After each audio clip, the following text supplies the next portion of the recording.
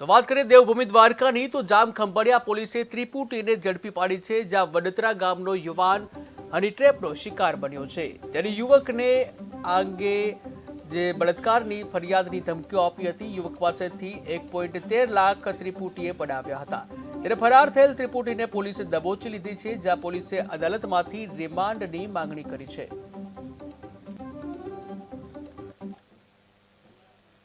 વડોદરા રહેવાસી એવા જીતુભાઈ રણછોડભાઈ પાડોલિયાઓના સંપર્ક કરી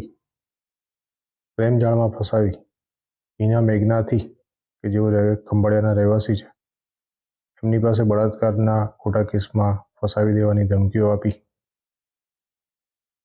અને પૈસાની માંગણી કરવામાં આવેલી, જેમની સાથેના હનીફ સલીમ શાહ સામદાર, વિશાલ સિદ્ધુ માયાણી, દિલીપસિંહ જીતુભાઈ વાઢેર વગેરે નાઓએ ભેગા થઈ અને બળાત્કારનો કેસ ન કરવા બદલ